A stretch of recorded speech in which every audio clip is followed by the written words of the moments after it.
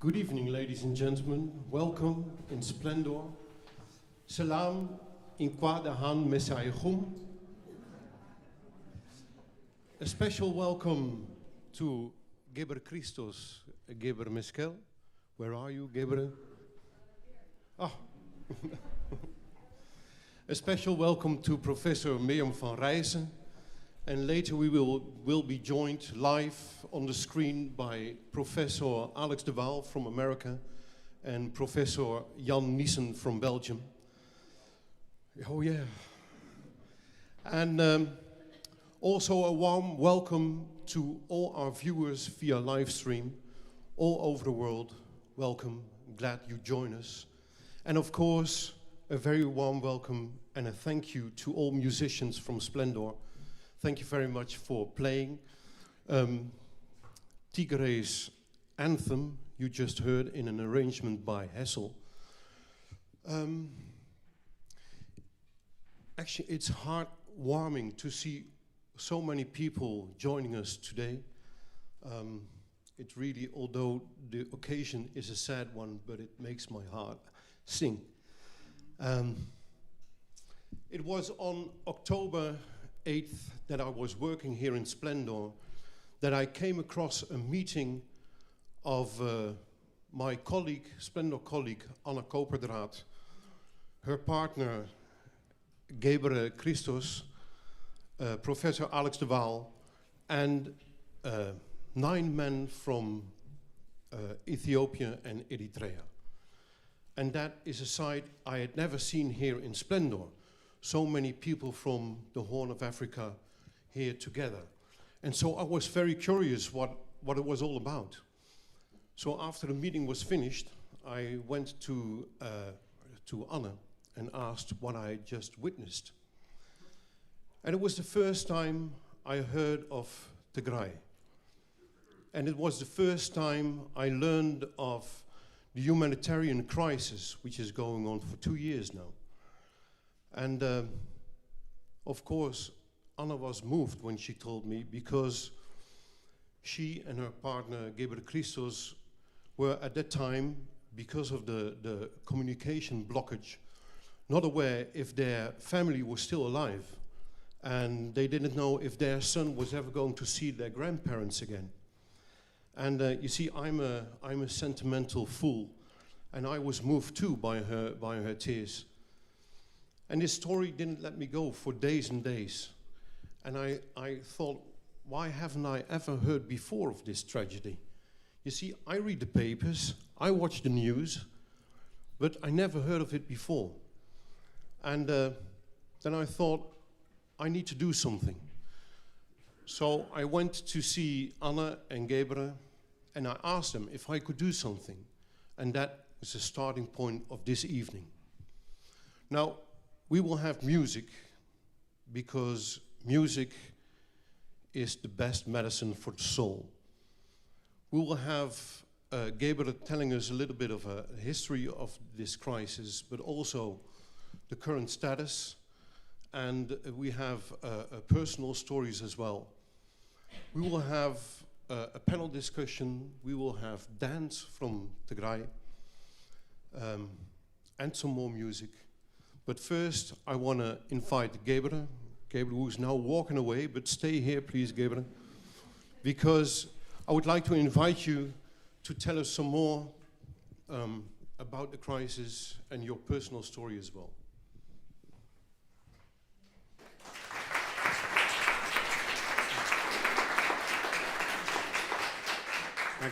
Thank you so much.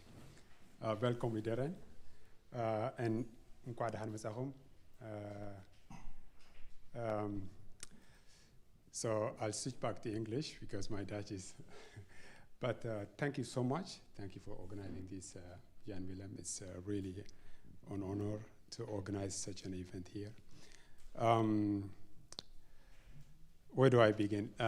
Just 2 weeks ago, I called my mother for the first time in 2 years, because now there is a little bit of an opening of the telephone lines. So I was just like, I didn't know what to say, because I was just also expecting probably a lot of bad news and stuff. So I just like quickly asked her, "How are you? How is everything?" and stuff like that. And she said, "We are fine," and was just relaxed. And yeah, I was a bit confused by her a little bit nonchalant approach to how she was speaking to me. And I was like, well, how could you be okay? I mean, 2 years of blockade, we haven't spoken for 2 years, and I mean, like you were speaking as if nothing happened. And then she said, well, I have survived, and that's all that matters now. And I was processing that, and 3 days later, I got a call from a friend of mine from Tigray and said, hey, the father of this friend of ours, a common friend of ours, has died, and can you break the news to him? And I was like, wow. When did he die? He died a year ago, but it wasn't possible to pass the news because there was a total blockade and a total communications blackout. So it's only then that I realized that the weight of the message of my mother, that she survived and that she was very grateful for that. So in Tigray now, surviving is something you're grateful for, you're thankful for. In 2 years of incredible, unbelievable cruelty against the people of Tigray, survival has become the best thing you could hope, the best thing you could wish. So what are we talking here when we talk about this war? We're talking about an extremely brutal 21st century genocide. Let me just give you a little bit of a picture of what I am talking about here. Tigray is a state in northern Ethiopia. In terms of area, it's a little bit bigger than the Netherlands. In terms of population, it's about 6 to 8 million. Well, estimates, there's no really census, so there's just like a lot of estimates flying around. But I think the most established number is about 6 million. And we are talking about, out of these people, about 1 million have been killed in 2 years of extremely brutal assault. And we are also talking about a total 360-degree blockade. So what that means is that you can't get out, nothing gets in, nothing gets out. So the people are blockaded. They can't exit. And we are also talking about a total shutdown of all basic services, electricity, banking, telephone lines, internet. This is what we are talking about. And on top of that, the people are denied any type of humanitarian aid and any type of medication as well. So you can see that, you know, when my mother says, you know, we've survived and we're thankful, she's really, she has experienced this total thing I'm talking about. And we're talking about the armies, the two largest armies in Africa, of Ethiopia and Eritrea, attacking this small region of about 6 million people. And we are talking about a war that basically spares nothing, not even plants. They cut even plants, trees. And we are talking about 120,000 girls and women being raped. So you can see what she meant by we are alive and we are grateful for that. So that is the reality in Tigray today. But this reality is not very much known, as probably most of you might have heard, like Jean-Willem said now, that he just heard for the first time when he saw what to him were really new guests in this place. And why is that so? Well, we will see later, probably a panel is coming, but there are a lot of other reasons. But the reality is that this story hasn't been covered, hasn't been talked about, and so the people of Tigray have been left alone, and I would say the world has failed them in their greatest tragedy. I want to add one thing. You might be wondering, what is the aim of this war? I mean, why is this happening? Well, I can say, I can repeat the words that the Ethiopian authorities have said to different guests. For example, to the AU envoy, the Finnish foreign minister, the Ethiopian authorities, this is his words, he said, they told me their aim is to destroy, to wipe out the Tigrayan people for 100 years. So this is just his words. He said these words in the European Parliament when he was speaking about what he has heard in his engagement with the Ethiopian authorities. And many leaders in Ethiopia, for example, I can mention the social advisor to the Prime Minister of Ethiopia, saying openly on state media, these people, the Tigrayans, should be erased, not only from the land, that the land shouldn't have any people like them anymore, but they should also be erased from memory and also from history. He adds, this word. If scientists want to find about them later on, maybe they can find them underground. These are his words. And this was repeated by religious leaders, by community leaders, by influential figures. And this is the reality we are talking about. But having said this, myself, since 2020, November 2020, I have been just in this physically, emotionally. Even if I live here in the city of Amsterdam, mentally I'm not here. And sometimes I go out of the city, I go out of my house and see the city. I feel a bit strange. And in some sense, I feel like that's the feeling of Tigray as well. It's in this world, but yet it's just not acknowledged, not supported, despite this extremely brutal 21st century genocide. But I am here, but I have a guest who has made it from Tigray all the way here, and I would like to bring him here, and he can tell us a little bit about himself. Hey, how are you? So he made it out of Tigray, and now you're safe, you're here. I will translate a little bit of his speech in Tigrinya, but maybe you can introduce your name and tell them a little bit. Okay, good evening, everyone. My name is Girmay. I'm from Tigray.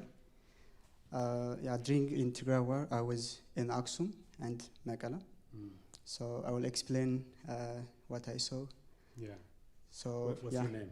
Girmay. Yeah. Girmay, okay. So in Aksum is actually a place where, according to Amnesty, close to 800 people, if I am not mistaken, have been massacred by Eritrean soldiers. So you were there during that time, right?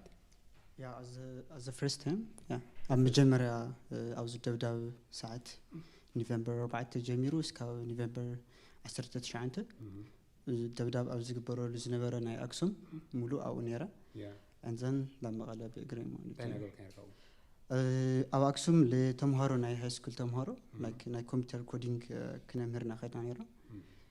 So what he's saying is he and himself, and I know about their organizations, they had an organization called Tigray Codes.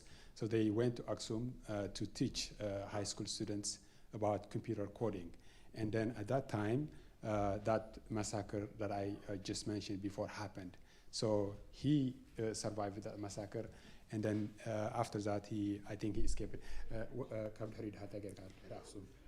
يا دحري أكسم تايو أبي عشر شعنته أبي هوتيل وش تسلز نورغو ناي إلترا سراويتنا ناي إثيوبيا سراويت كاب خلت ساعات جميرو أنتي مشت حيال دبدبة كايدو مالتي so أنا أوز نور كل هوتيل أكابي ساعات 4 أوز كواين نشتي متر رحقات تلو بوتا بخبيد مسارح توقعوا 4 القوم مشيت 4 مشت مالتي 4 PM بناي أوروبا قاصرة so كاوز نور كو هوتيل وصانا مالتي شايتو خلت ساعات يجن جميرو so أنا زين رأخون دبدبات النبرة أو ناسيفل بوتا لتوقعنيرو أو جزا university and أنا هزلا university كاوي وجه لوز حساب دا ماريان بيتكسان زوج نيرو خلايلا كابشرة كاب موراز موسو تفانقل تسلز نورو كتما بتعمل بزح حساب نيرو ساز بزحت نتهان سوات التوقع لنا نيرو مشاعت بزح خبير.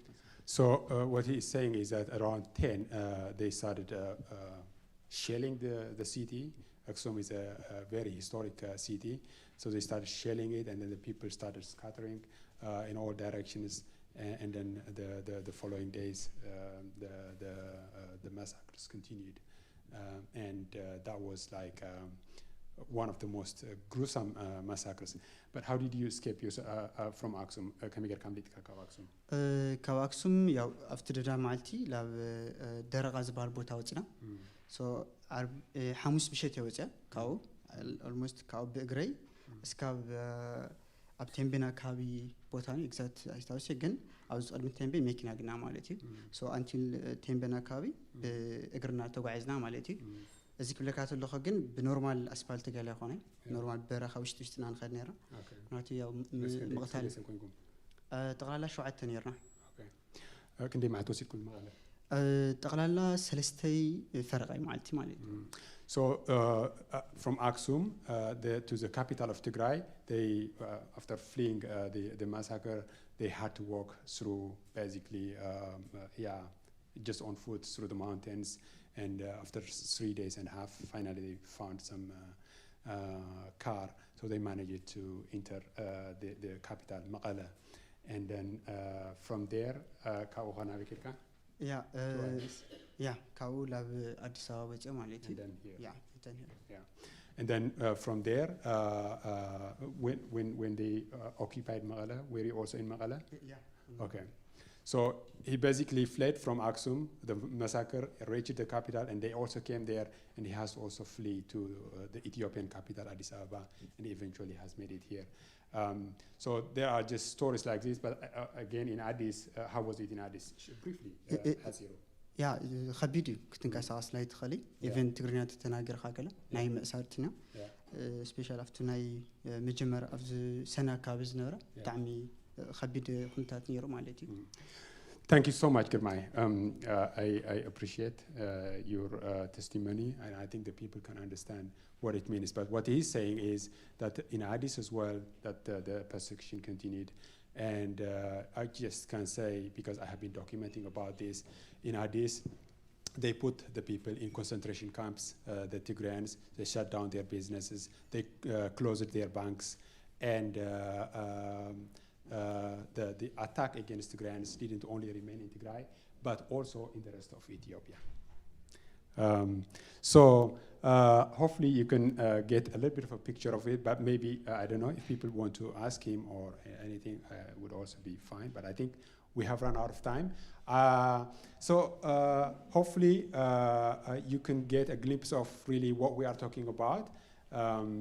It is really about an entire people being attacked by the two armies, by ethnic militias from Ethiopia, by drones from, surprisingly, China, Turkey, Iran, and financial Emirates as well.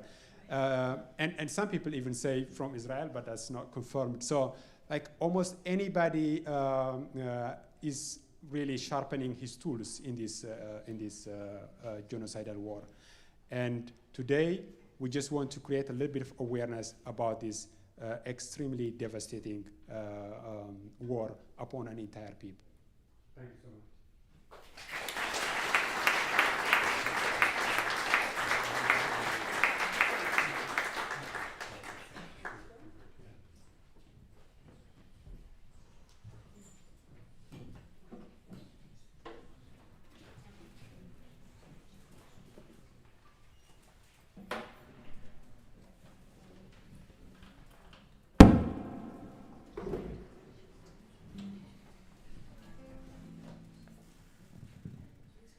Good evening. My name is Shishani, and it's very hard to do anything after such a story.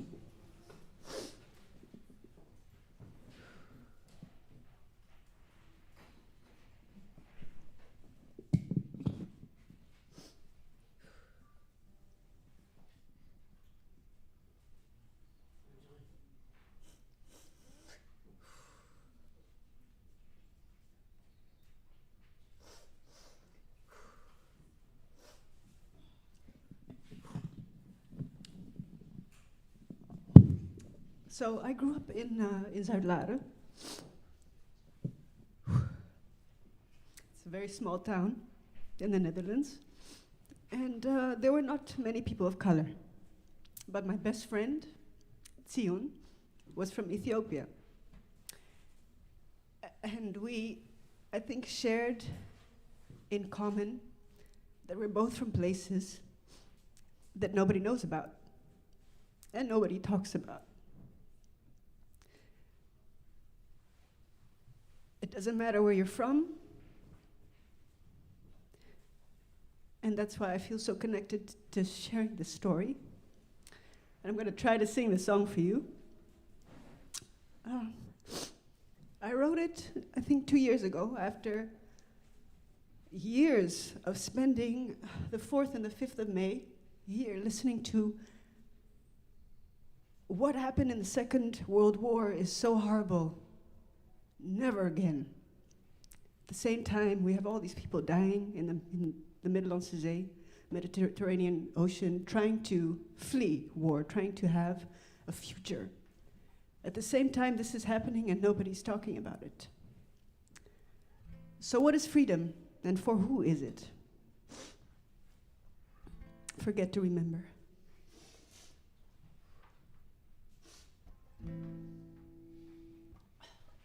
Freedom for a few, maybe if they look like you.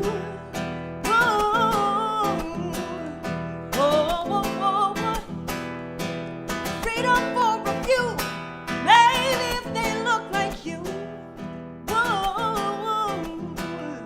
whoa, whoa, whoa, yeah. I said, how long will we keep on forgetting?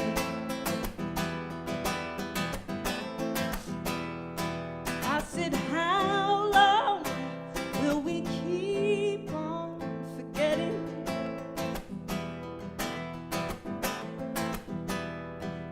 Getty, Gotti, RMS, black and brown lives matter in the US.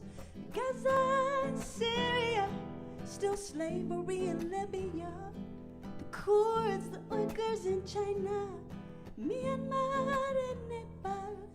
What about Afghanistan? What about Tigray? Freedom for a few, maybe if they look like you. Whoa, whoa, whoa, whoa, whoa.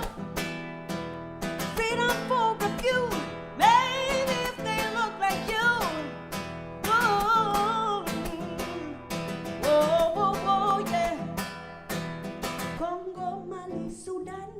It's like the whole world forgets Africans. Apartheid in the government. Indigenous people not relevant. What about the sound the Aboriginals had on them? First Nations, Amazonians, Polynesians, Indonesia. Free West Papua, free Palestine. I said, how long will we keep on forgetting? I said, how long will we keep on forgetting?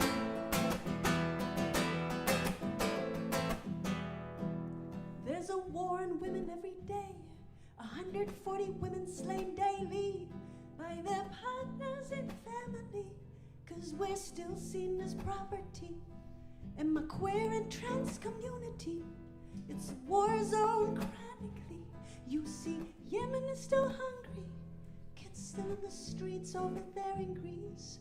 I said, how long will we keep on forgetting? And oh,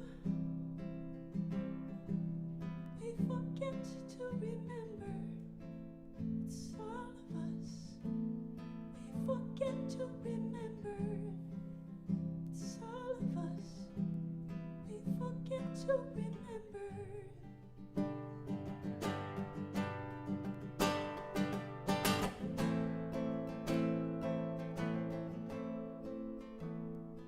I said, how long will we keep on forgetting?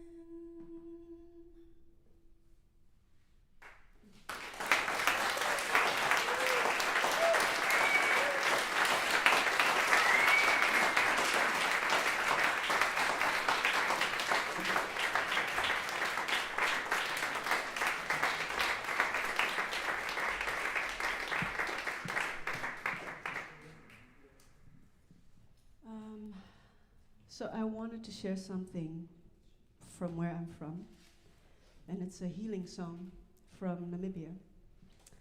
And I think music and melodies is what can keep us alive, can give us energy, and maybe feel some relief.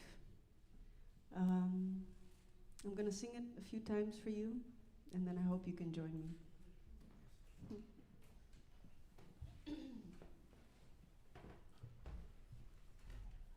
Kind of way, yeah, yeah. Oh, kind of way, yeah, yeah, yeah, yeah, yeah, yeah, yeah, yeah, yeah, kind of way, yeah, yeah. Oh, kind of way, yeah, yeah, yeah, yeah, yeah, yeah. Kind of way, yeah, yeah. Oh, kind of way, yeah, yeah. Yeah, yeah, yeah. Yeah, yeah, yeah. So I'm gonna sing the first sentence, and then you can answer. I sing the second one, and you answer. So my first sentence is kind of way, yeah, yeah. You answer, oh, kind of way, yeah, yeah. Oh, kind of way, yeah, yeah. One more time. Oh, kind of way, yeah, yeah. Kind of way, yeah, yeah. Oh, kind of way, yeah, yeah. Second sentence. Yeah, yeah, yeah, yeah. And you answer, yeah, yeah, yeah, yeah.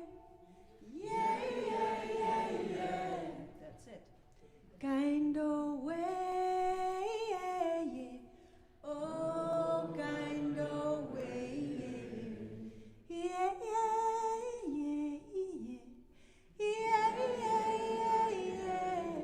Kind of way, yeah, yeah. Oh, kind of way, yeah, yeah, yeah, yeah. Yeah, yeah, yeah, yeah. Kind of way, yeah, yeah. Oh, kind of way, yeah, yeah, yeah, yeah. Yeah, yeah, yeah, yeah. Kind of way, yeah, yeah. Oh, kind of way, yeah, yeah, yeah, yeah.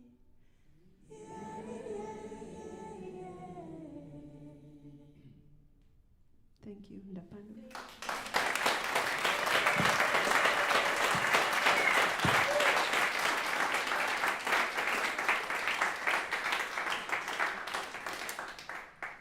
Thank you, Shishan. Thank you.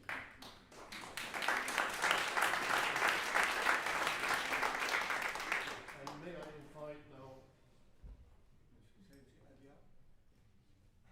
Yeah. Like this, it goes as well. May I invite now Gabriel, Marie-José, and Mirjam van Rijssen to the table.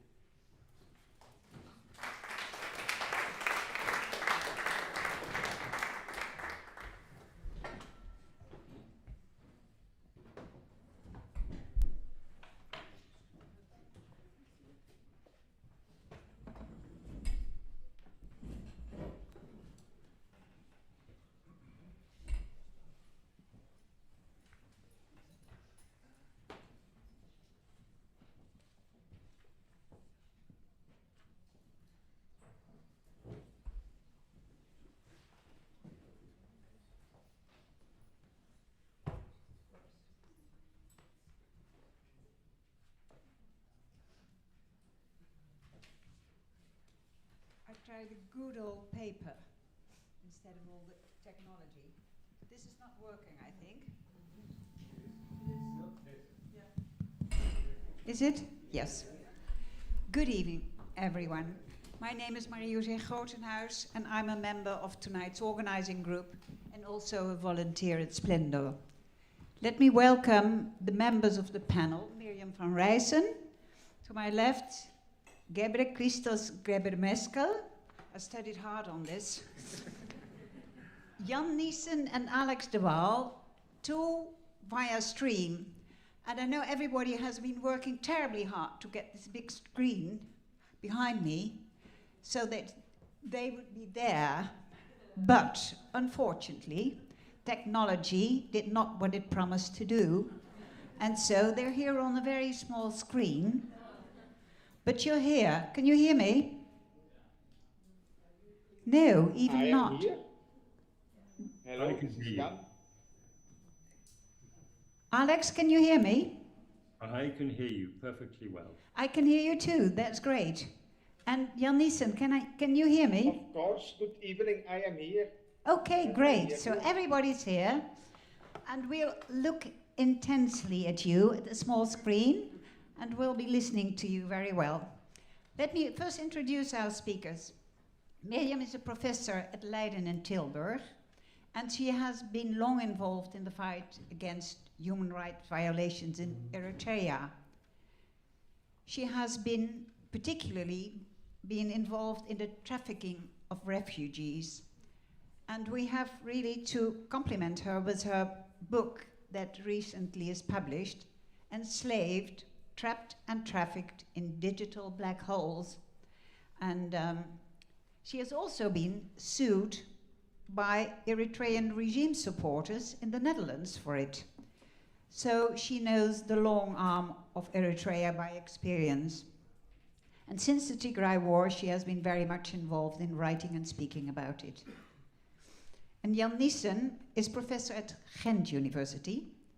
He has lived and worked in Ethiopia and Tigray since the start of this century, written books, and since the war broke out, he has been very active in collecting data as far as possible and seeking publicity around the massacres, famine, starvation, and blockade in Tigray.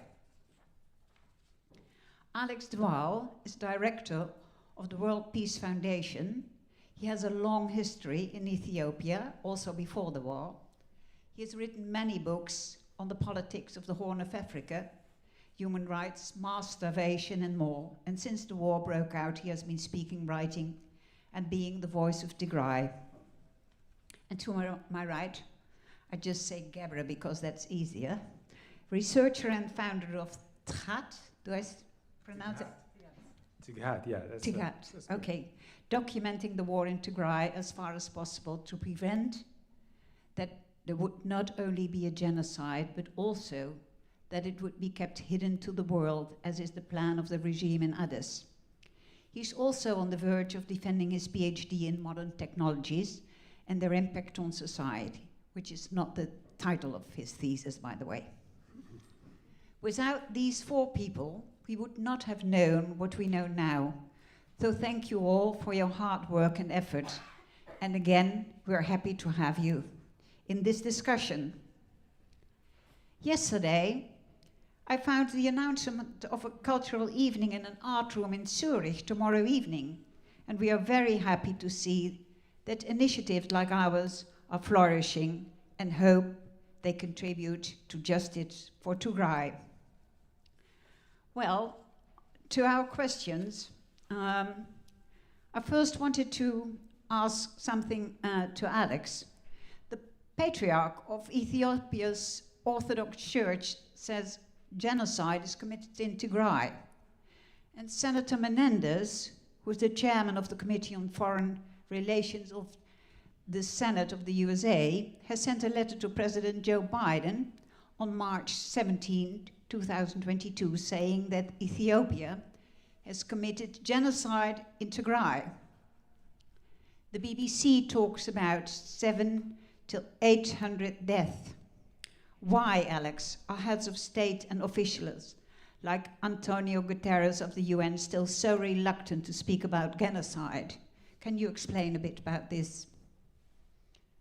I wish I could explain why the leaders of the world, of the United Nations, the United States, Europe, and Africa, have failed in their moral and legal obligations to recognize the sufferings of the people of Tigray and the crimes perpetrated against them.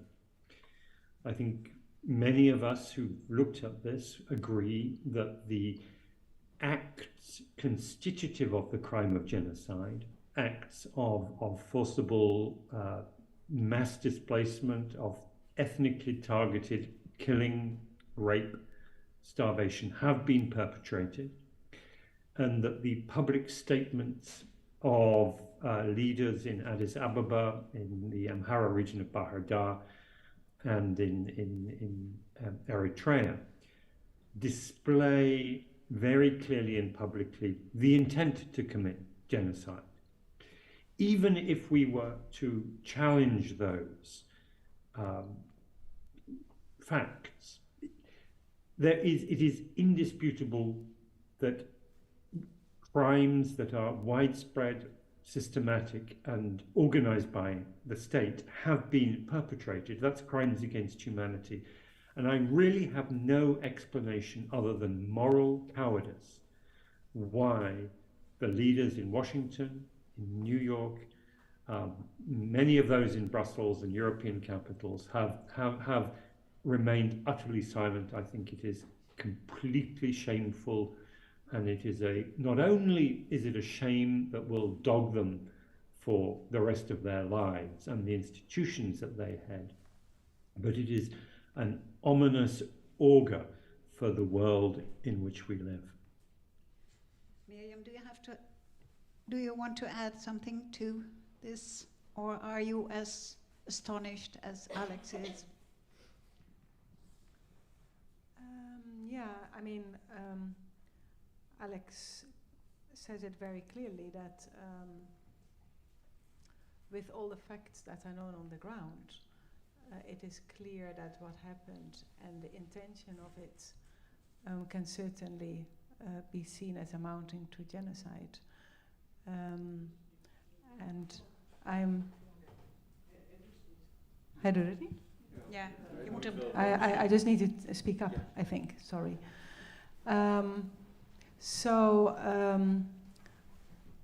Alex is absolutely right that what happened in Tigray can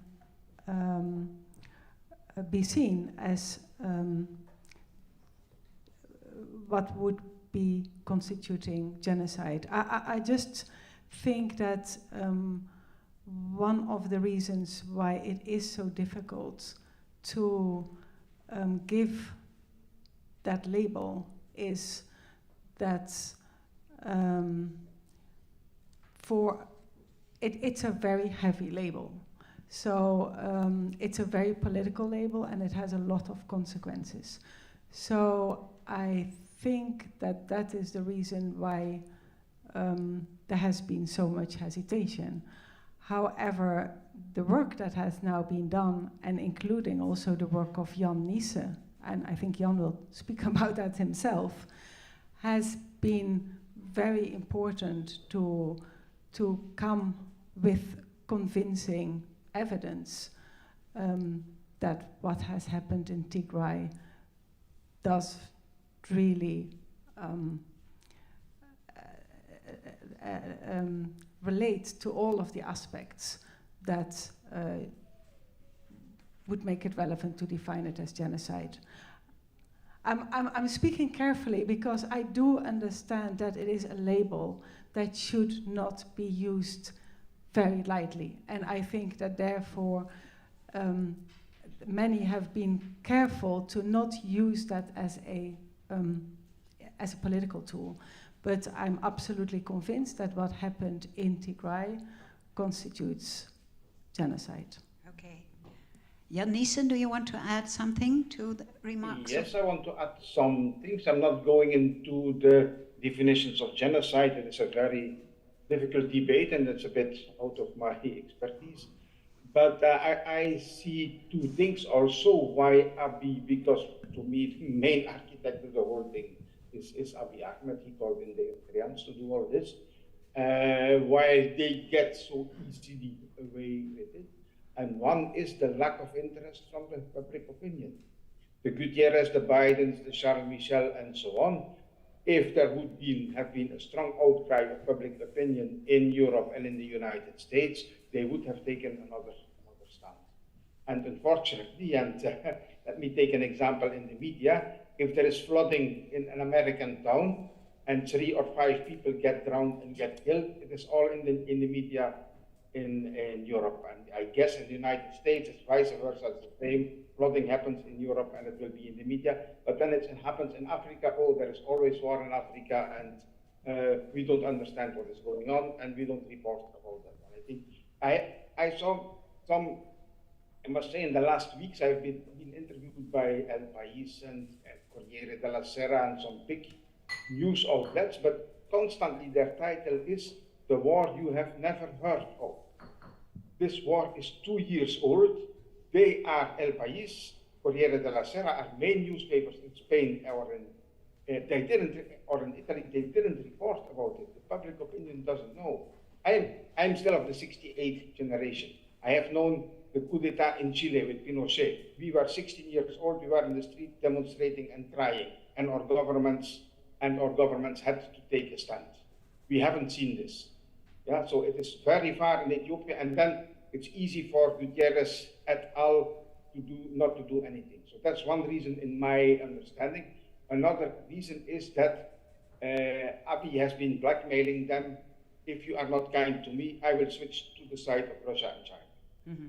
And that's a bit a realpolitik of geopolitics, and then, okay, let's close the eyes for Abiy. We have this Ukraine thing. First of all, we need to win this Ukraine war, and we keep silent about Abiy. I think these are two main things that have played, but of course the full story needs to be written. So what you're saying, if I understand you well, is that there's not enough public pressure so that politicians can get away with whatever. And we have some very courageous politicians in all our countries, but they are a very minority, I would say. They are very? They are minority. Okay, thank you. So, well, let us start here by getting awareness about the subject, that we can contribute to get minority viewpoints to majority viewpoints. Mm-hmm. So, Miriam, I have a question for you. Since November the 2nd, 2022, there is a peace agreement, officially a cessation of hostilities. Can you tell us something about it, the parties involved, and especially what has been implemented on the ground so far? What do you know about the recent developments there?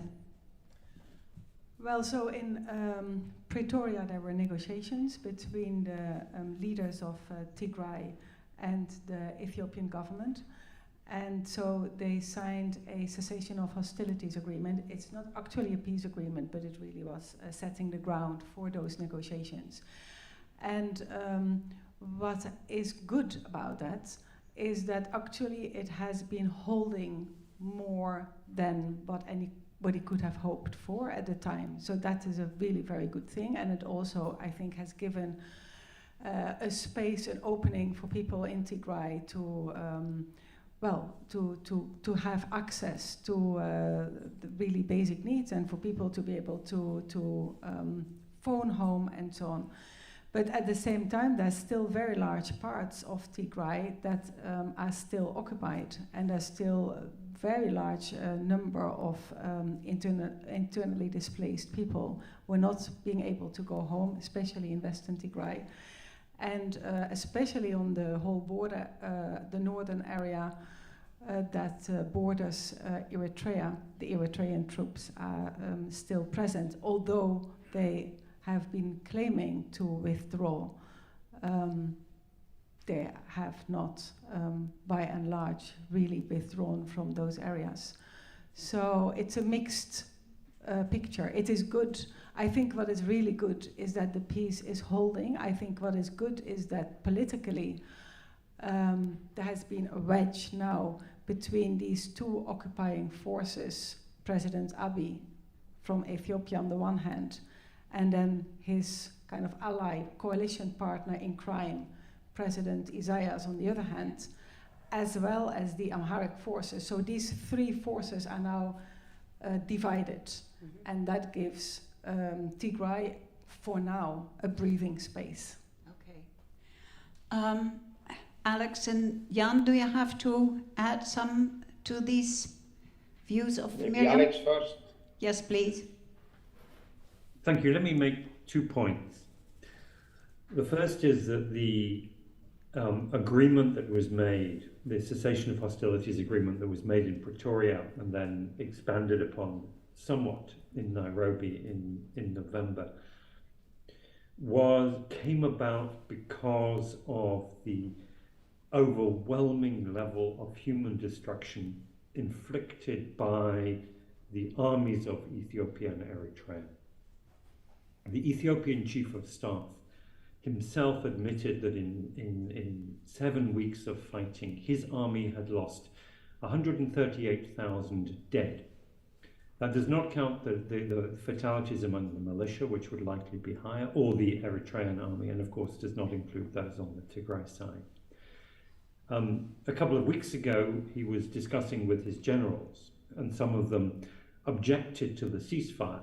And he said, over the course of the war, we lost 254,000 dead. And they said, that's not, what are you complaining about? We have 100 million people. We can continue losing people at this rate. We have no problem of human resources.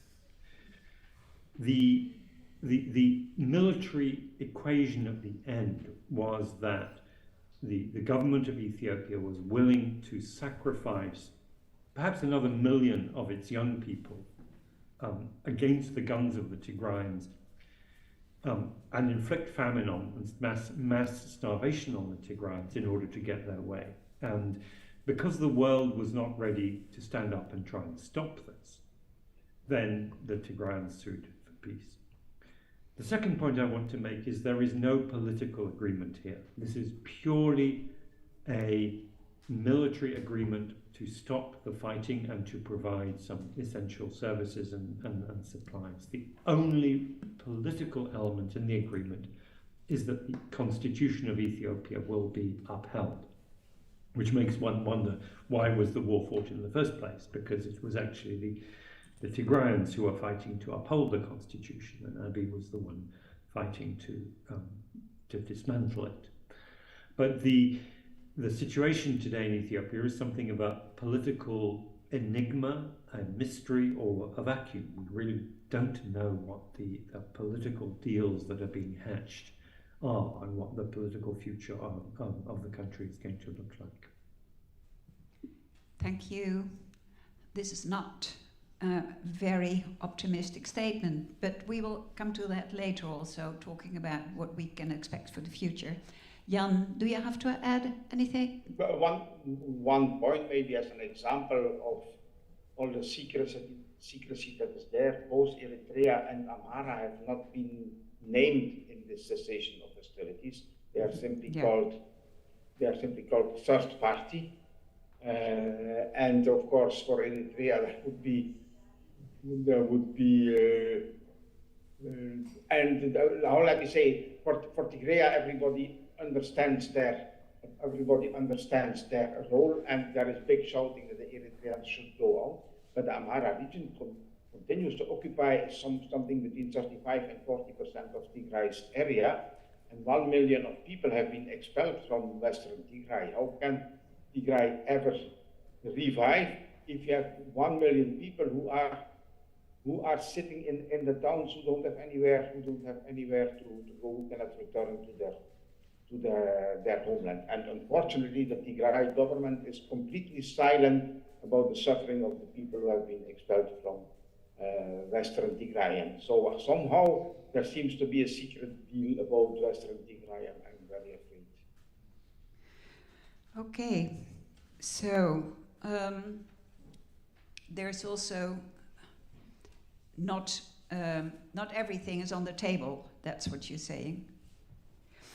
And Tigray has suffered, Gebra told us already about it, from a total 36-degree physical blockade, shutdown of all basic services, food, healthcare, education, banking facilities, and total blockade of communication. Jan, what has this done to Tigray and the Tigrayans?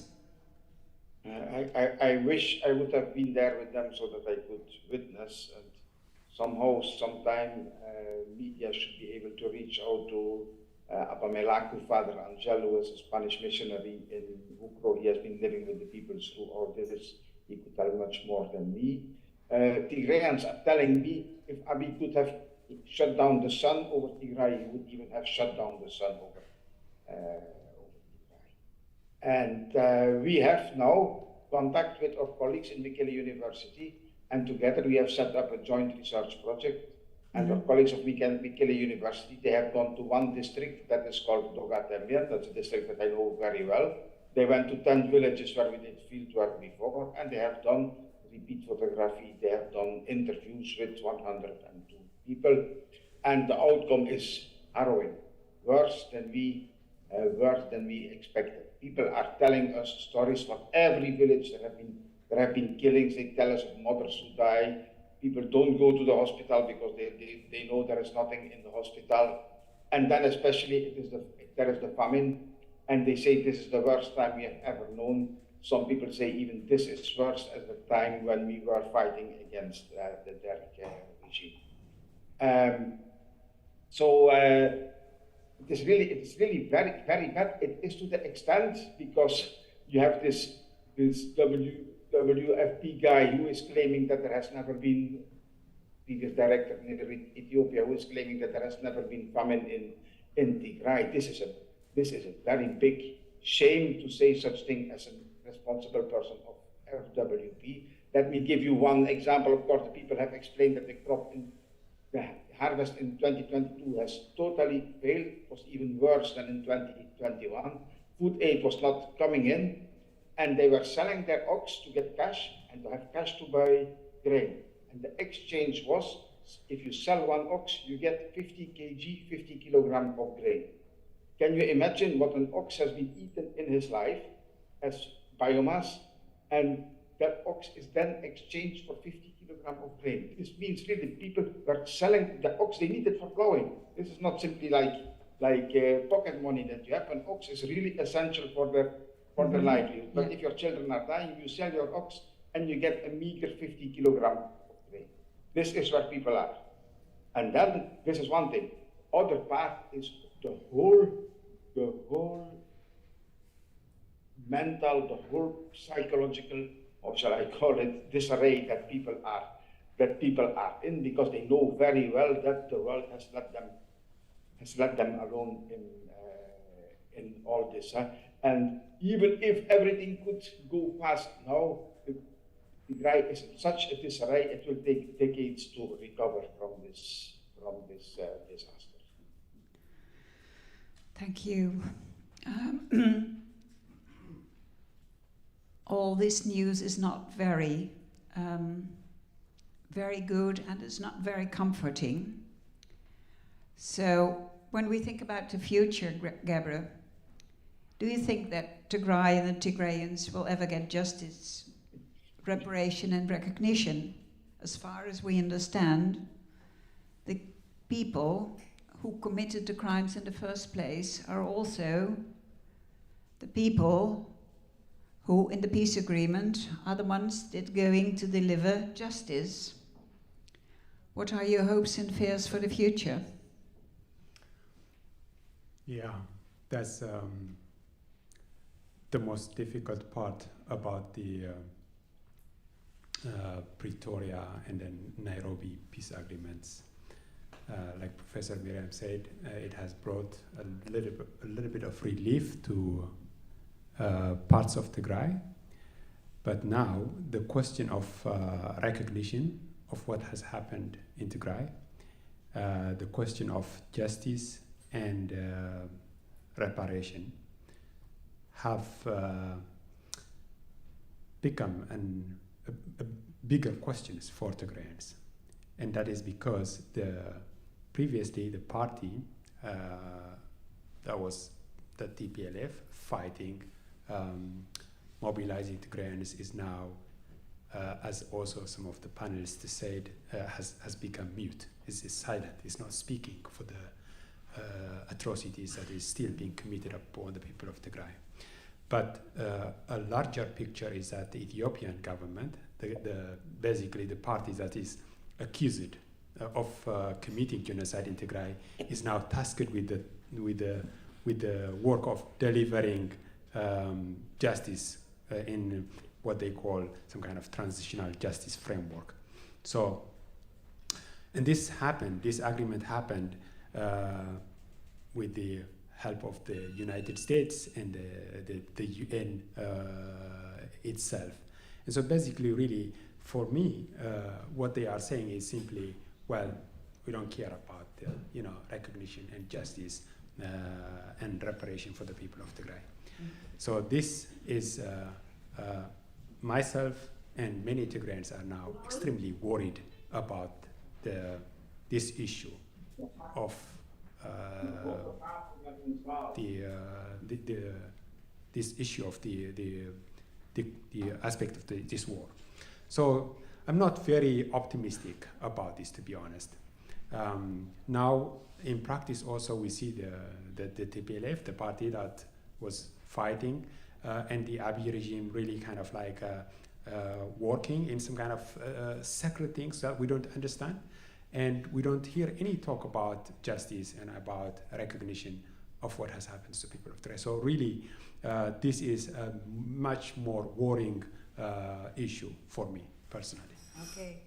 Would you like to add, Miriam? Because it sounds to me that this is also an aspect of the fact that it's not a political but a military agreement. Well, I mean, the military has been very much involved in setting the terms of the agreement. I see it that way as well, but it also is very much a political-driven process, and this is really relating to the whole, geopolitical arrangement that is underlying what has happened in Tigray and where we are going from here.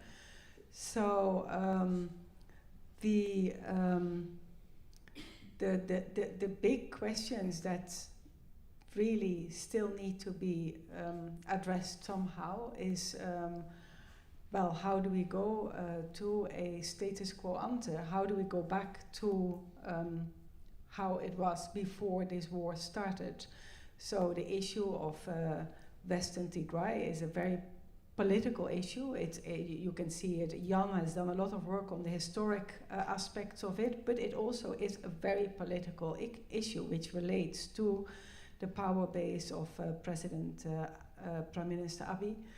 Then on the Eritrean side, there are huge problems, and we haven't spoken about those much now here tonight, but it's very, very complicated. It's actually fantastic to see here again tonight so many people from Tigray and Eritrea together, and it has been good that during this war there has been a lot of protests together and demonstrations together.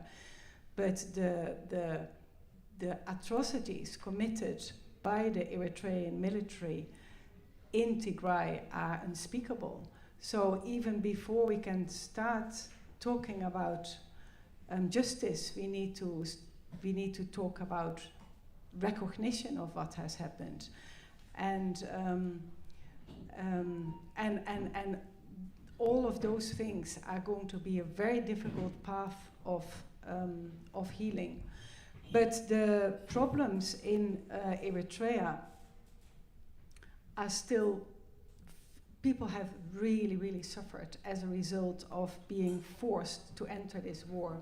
Many, many people have died on that side as well. Families have not been informed about the death of people who are forced into this war, but have also inflicted unspeakable atrocities. So what I want to say is that this is really a very small step in a lot of very big problems that still need to be solved. And it's very important that we can speak about these things, and that is why it is really absolutely commendable that we have this event here tonight, and that we have this ability to kind of try and grapple with what has happened, and to try and find words even to begin to speak about these things. Okay, thank you. I see that my time's up. So I just wanted one sentence of all of you. What can we as a public here that is interested and that wants to do something, what can we do to help the cause of Eritreans to get justice? Miriam? We need to do more of this. That's More of really this. the thing. Jan?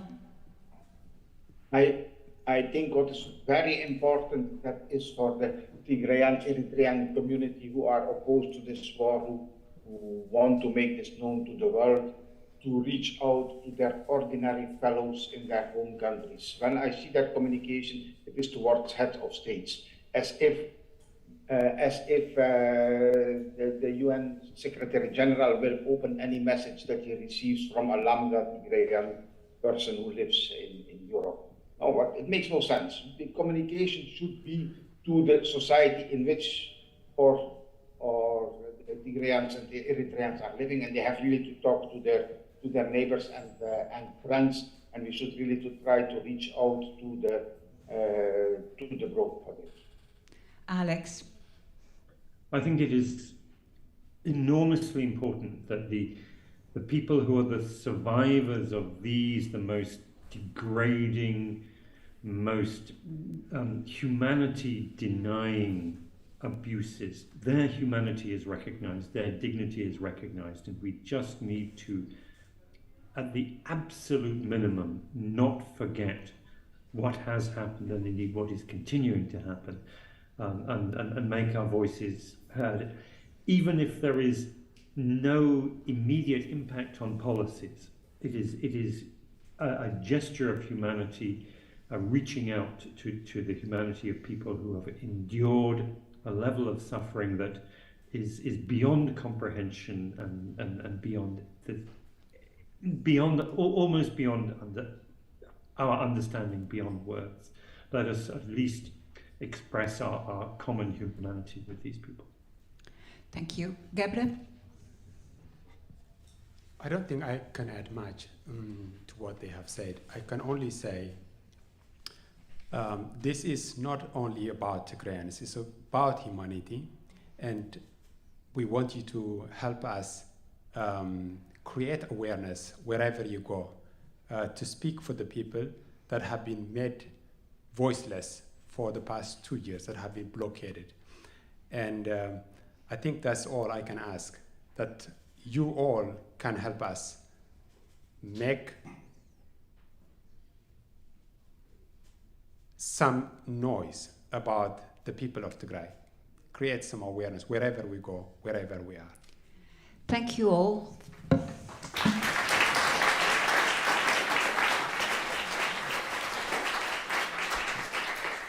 Thank you all for your information, professors and Gebre.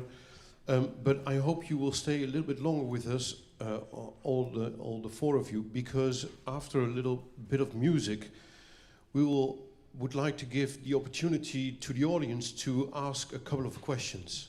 So if you could all stay and join us for that. And now I will give Tatiana the microphone so she can explain what we are going to hear. Hello, everyone. Well, it's really amazing to be here today with everyone. Thank you so much, everyone who's here, everyone who's participating and spreading a bit of noise. It's been I think for me, it's already been an evening of learning so many things. And part of the preparation for this evening, I also decided to learn and bring a traditional song from Tigray that got into our hands. We got a little list, so it was also nice to just hear a bit of all of them. And the one I chose is from Raza Raya. I cannot say the title. Shall I say Raza Raya? That's what she said. She said she has chosen a song from Raza Raya.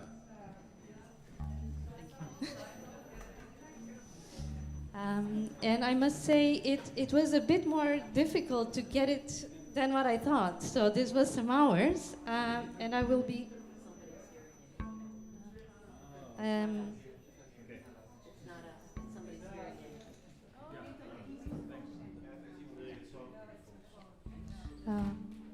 Well, we're good, and let's hear some music.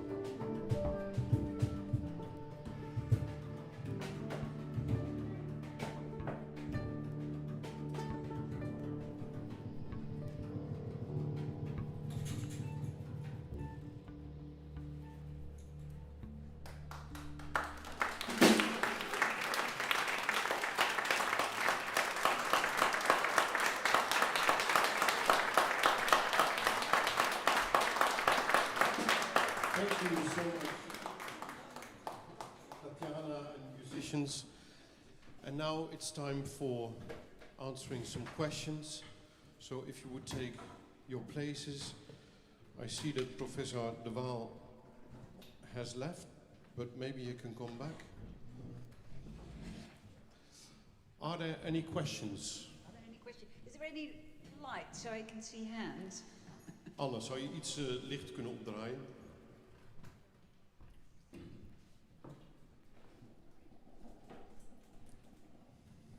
Yes. Yes, I see here. Hello, my name is Daniel from Tigray. I live here for the past 30 years.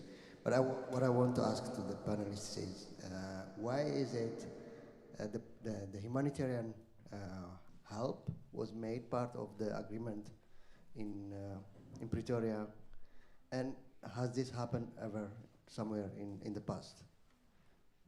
Okay. Or is it a novum? Thank you.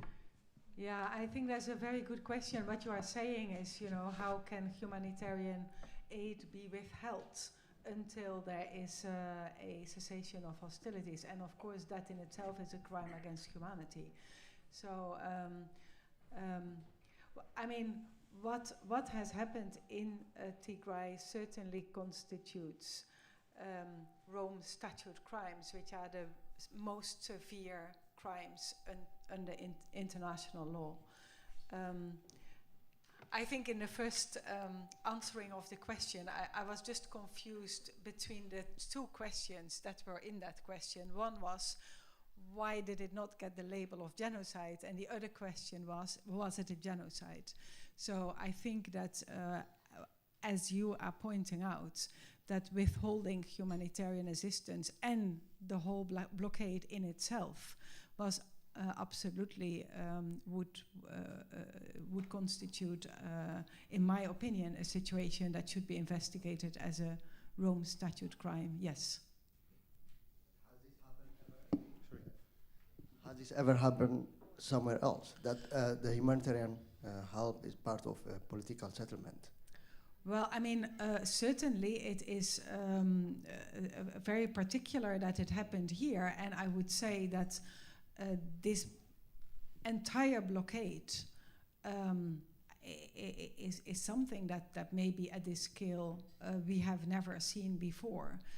And which is also one reason why the world doesn't know, because it was very, very difficult to follow the situation and to know anything about it. So, I mean, the journalists were not able to go. In fact, even from Ethiopia, they were removed if they were writing on the situation in Tigray.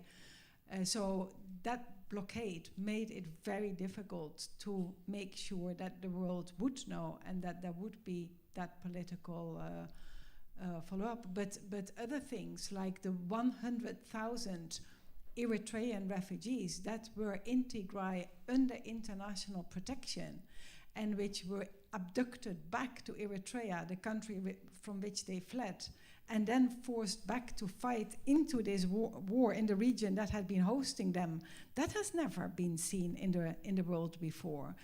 So there needs to be, and that I really do agree with Gebra, that we need to do a lot of documentation. I mean, for myself, every day since the 4th of November 2020, I have been doing a report on everything that I would know that had happened that day.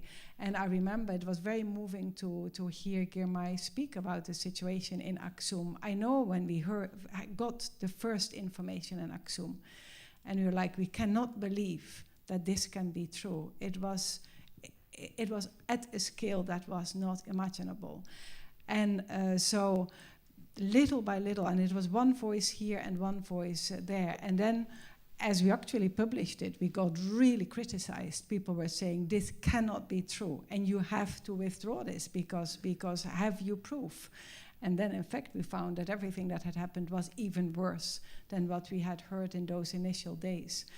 So the situation that we are in today is only allowing us a little bit of a reflection time to start thinking what has happened and where is everybody and where should we go. But we are not in any kind of way at the end of our thinking, what we should do, the justice that needs to come. This is something that is all in front of us, ahead of us in the future. Anybody else a question? Why? What is it about Tigray that they want to get and to kill? Why? I think I can, I don't want to dominate the panel, but I think I want to speak to that because this started, and it was very naive in 2018 when there was the peace agreement. So Prime Minister Abiy had just become Prime Minister, actually with a lot of hope for many people because the situation in Ethiopia had been already difficult. So he became Prime Minister. It was actually a lot of things opened up. So it seemed to be a good time.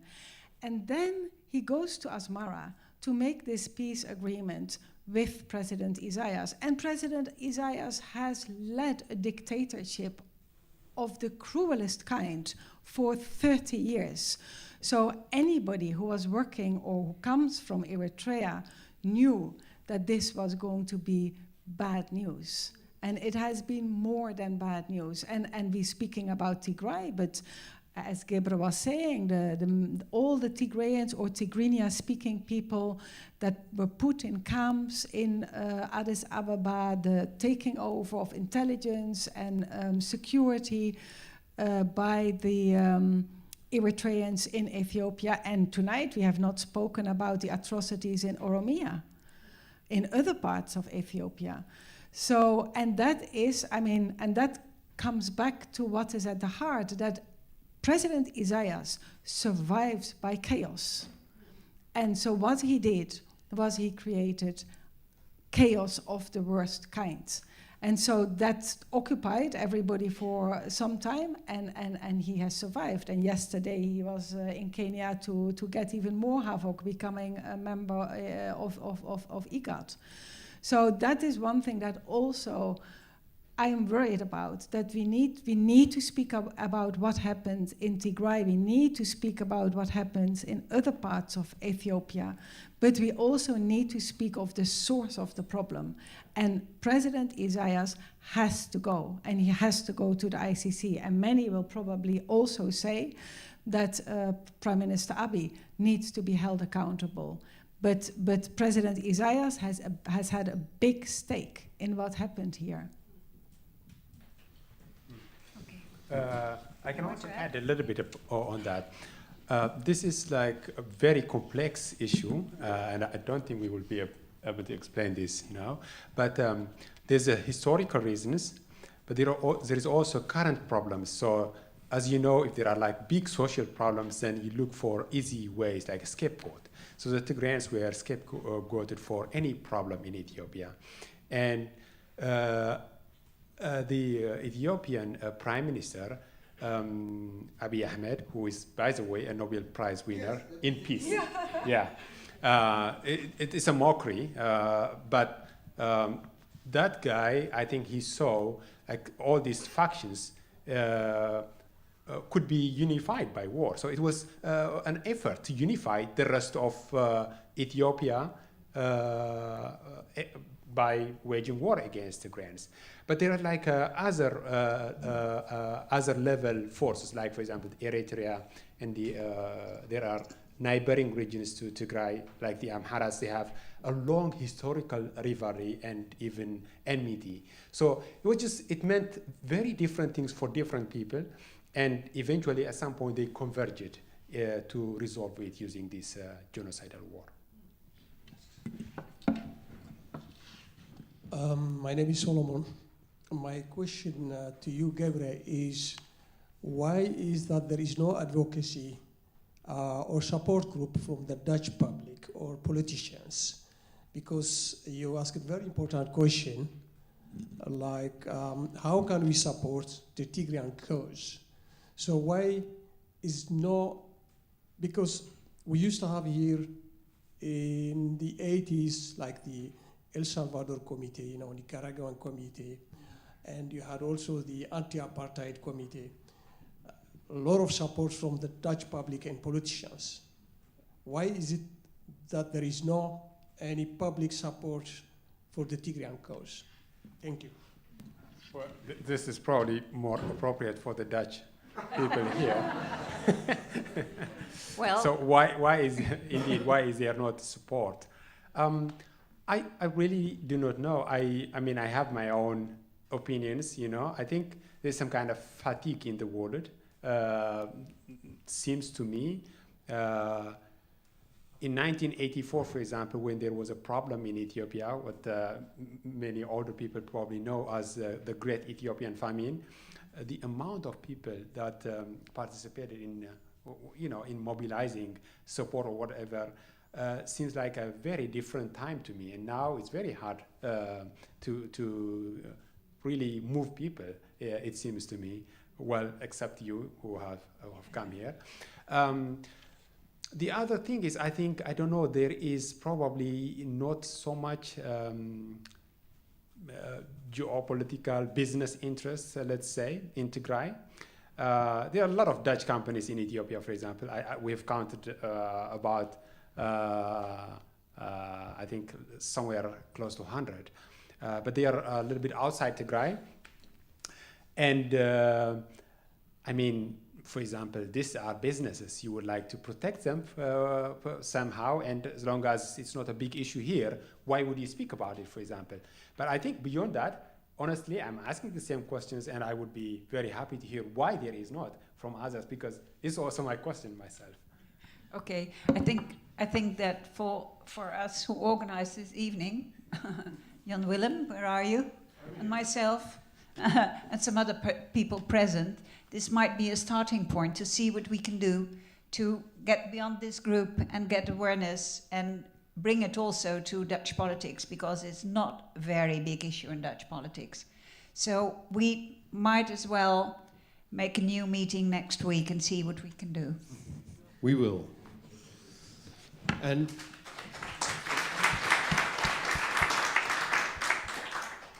one last question then, because we've got dancers too who want to dance. Okay, I'm from Angola. We had one of the most stupid civil war in the world. And I still don't get it, what's happened to Tigray. Okay, in Angola, in Africa, I know this, with all the colonizers, all these things, put different tribes together, make this war. But we are so happy, we are celebrating the Prime Minister of Ethiopia for this peace with Eritrea, you know. And then, since I met you, I didn't know enough about this, you know. And I still don't get it. Why? You know, maybe it's language, I don't know. I heard a lot of things, but I can't understand why. Why is these people be killing like that? And, you know, like you say, like before in the 70s, there was also every Angola committee here, you know, all this committee. And I'm happy that to see these people here to talk about that, but I still don't get why, you know, that is, I don't know.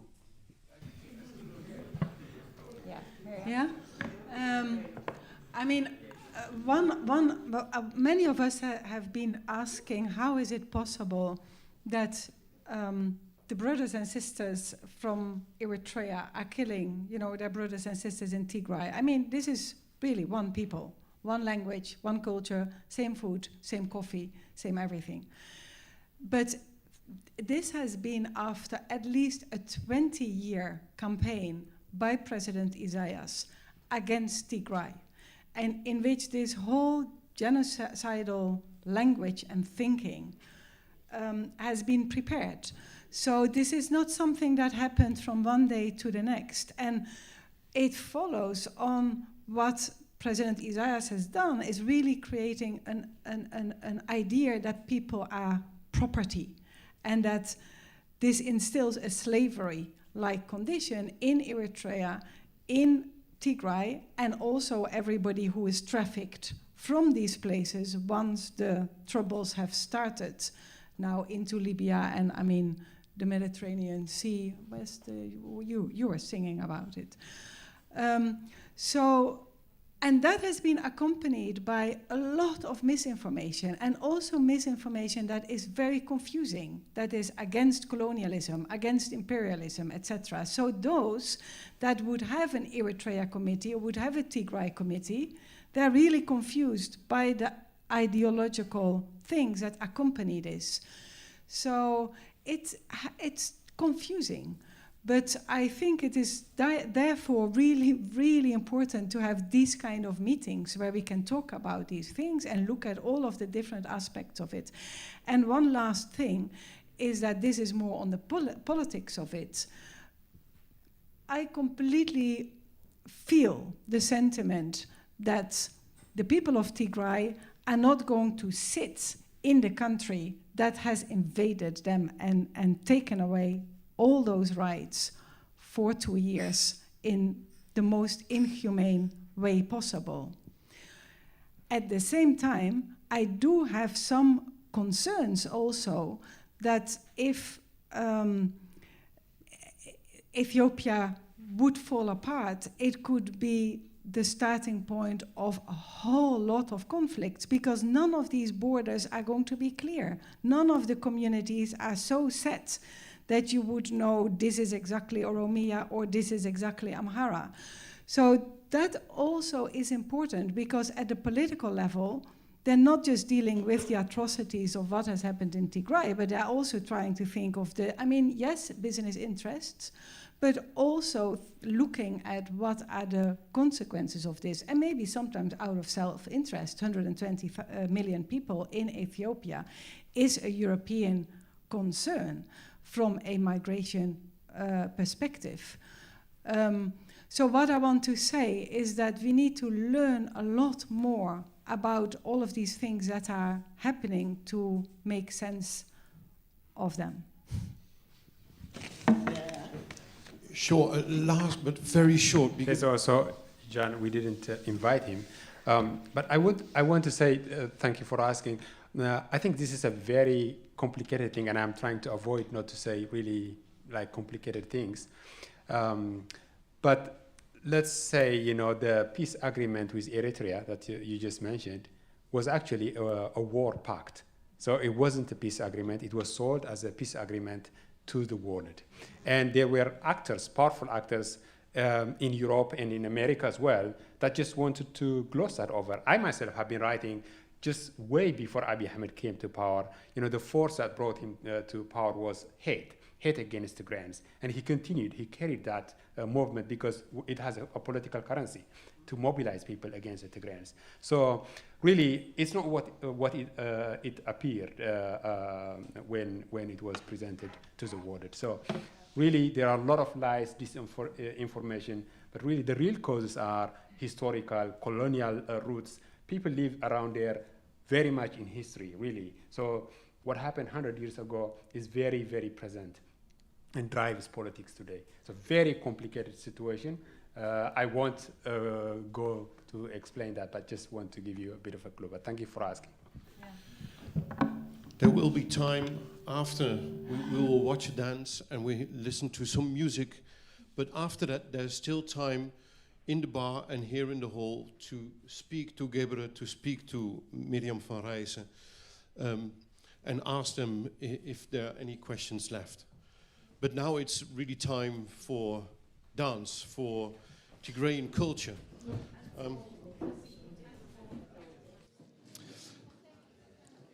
The panel has already left, but I want to thank you, Professor van Rijsen, for your contribution, and you, Gebre, as well. Thank you very much.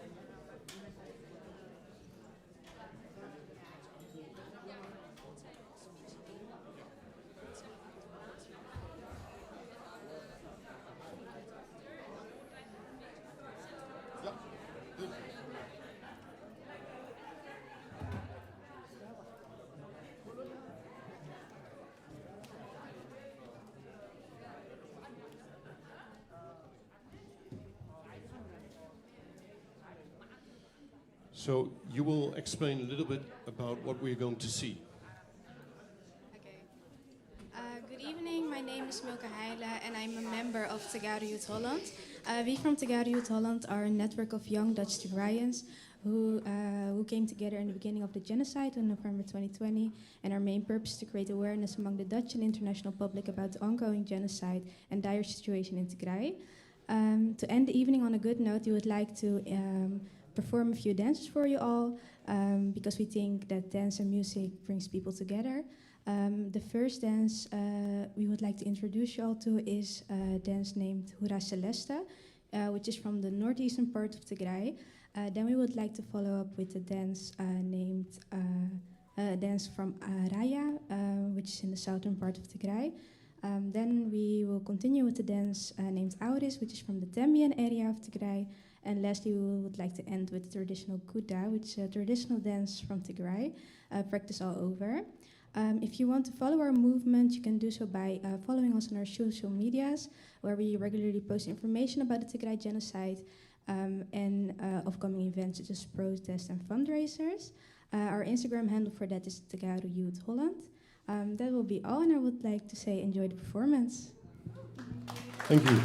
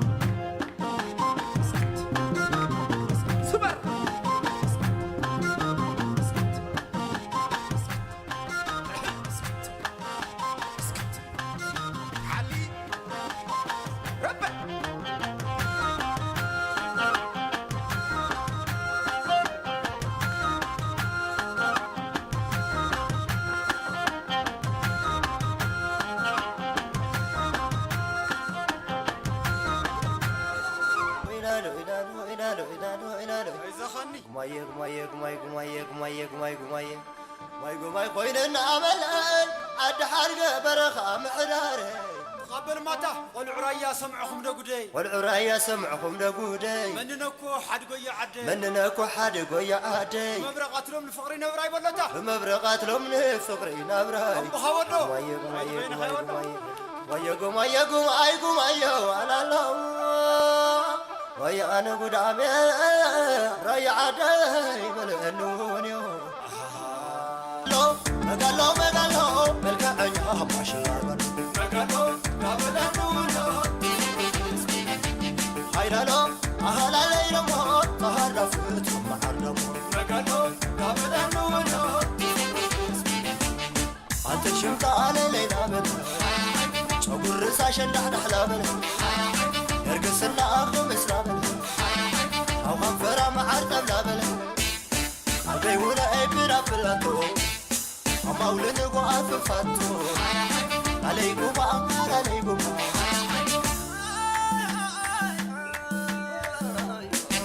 بلا أنورو بلا أنورو بحر حسن بلا أنورو صبت على التر قبلو أنورو حنطلو ترى بلا أنورو تميل عليا بلا أنورو أهل علي رمو أهل عليكم عدق على بالخير نعم مسالتني يدفل علينا للي سهمون سهمون عبدنا قرايا نعيش نحن الله الله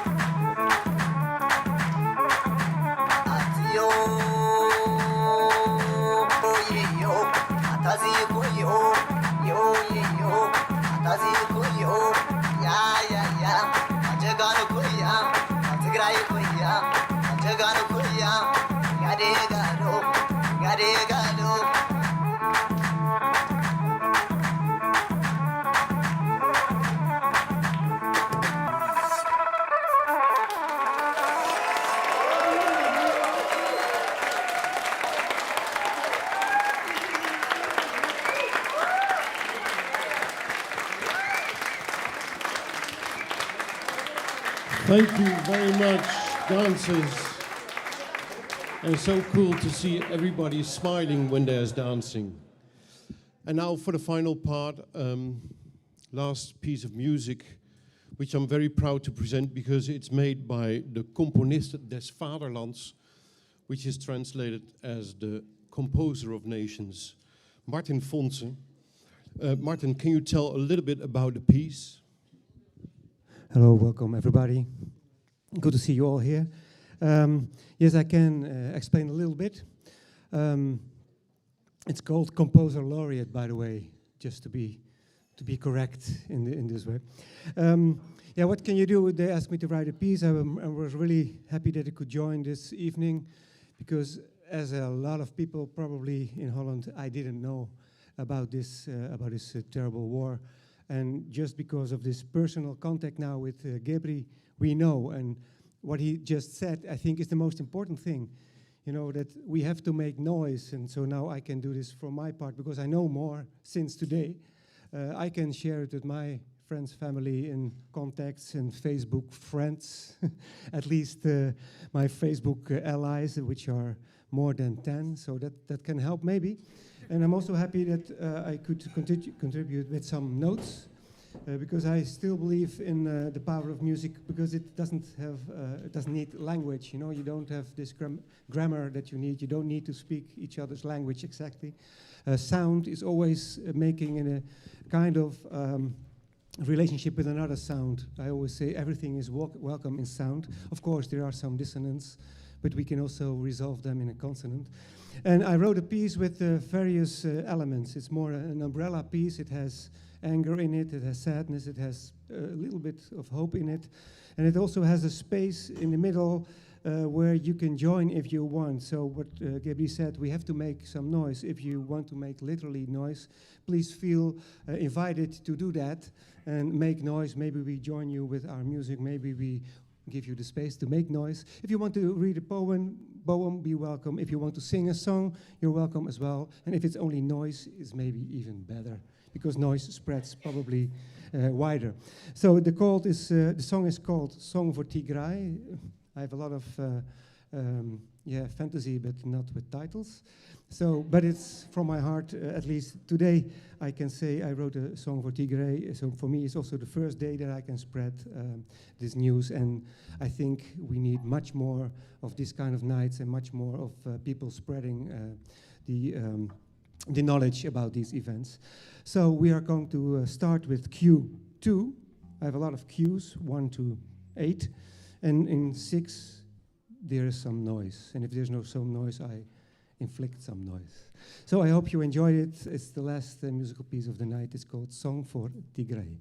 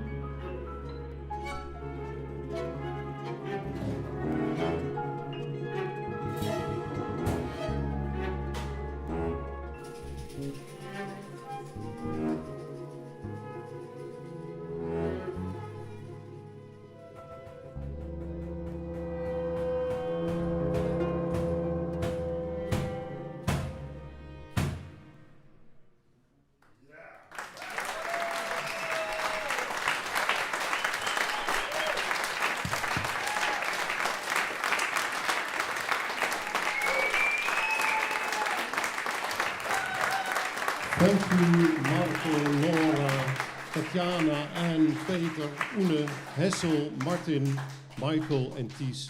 Thank you very much. And with this piece of music, this night has come to an end. Gabriel, let's say goodbye to the people. Turn it down just a little bit. Yeah, thank you.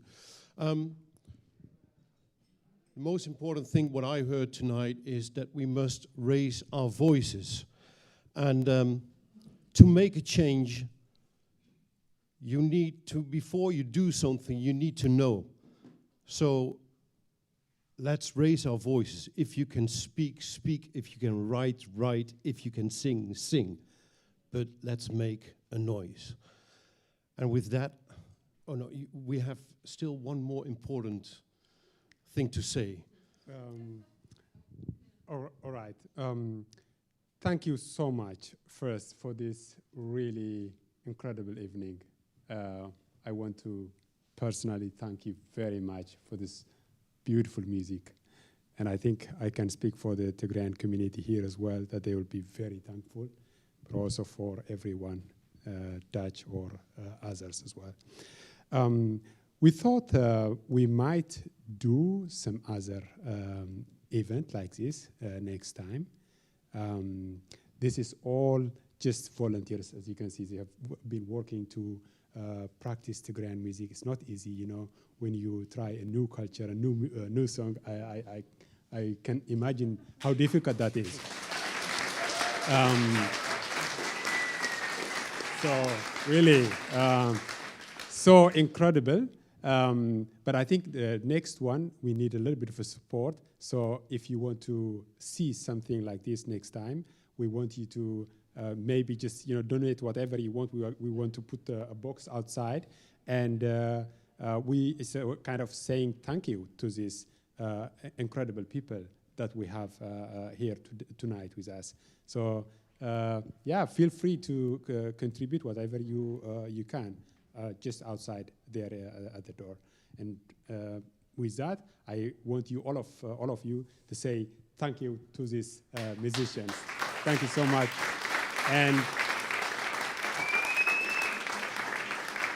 And also for Jan Willem, who took the initiative after just hearing, I mean, how many of us just hear a little bit, about something and say, I'm going to do something about it. I find that an incredible quality, and so I want to say thank you for that. But for everyone who also I want to thank so much Anna, who has really been working so hard to make this a reality. So much. Thank you so much, Anna. Thank you. Thank you. And for Mariese, who also has been really involved with the making awareness about Tigray, and also with organizing this event. Thank you so much as well. And there are many other technical people behind, we don't see them here, but I also want to thank all of them. If I forget, you add. Hans and Jolt of the stream team, thank you very much.